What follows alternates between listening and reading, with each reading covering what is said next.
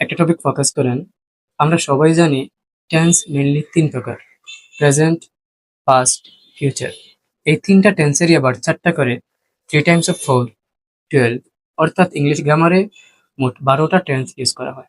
আপনি একটু ভালো করে লক্ষ্য করলে দেখবেন এই প্রত্যেকটা টেন্সে ভার্বের শুধুমাত্র একটা রূপ ব্যবহার করা হয়। আর ভার্বের রূপ হচ্ছে ৫ থেকে ৬টা। প্রেজেন্ট কন্টিনিউয়াসে বি1 প্লাস আইএনজি, পাস্ট সিম্পলে বি2, পারফেক্টে বি3। তবে মজার বিষয় হলো প্রেজেন্ট সিম্পলে ভার্বের দুইটা রূপ ব্যবহার করা হয়। একটা হলো বেস ফর্ম আর একটা হলো present form. Don't tell me way, I already know your question, I can read your mind maybe. আপনি বলতে চাচ্ছেন what is the difference between base form and present form.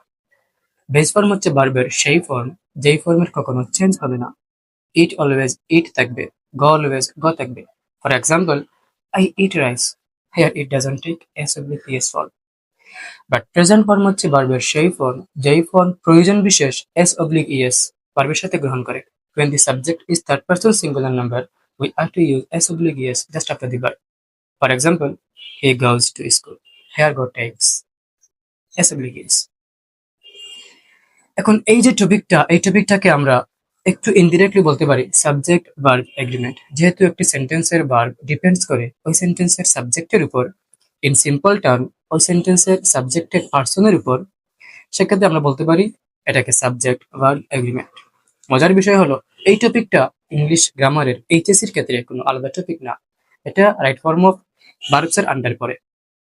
প্রত্যেক বছর ইভেন লাস্ট ইয়ার এই part থেকে মোটামুটিভাবে মোট কোয়েশনের right form of verbs এর 30 থেকে 50% কোয়েশন এসেছে। অর্থাৎ মোট মার্ক 7 হলে 7-এর গড়ে 1 থেকে 1.5 থেকে 2 মার্ক, 3 মার্ক মাঝে মাঝে আসে। এই টপিকটাকে ওইরকম ভাবে ফোকাস দেওয়া হয় না, স্টুডেন্টরা এটাকে স্কিপ করে। সেক্ষেত্রে তারা খুব ভালো মার্ক পায় না। আপনি যদি এটাকে স্কিপ করেন আপনি খুব ভালো মার্ক পাবেন না। Thank you.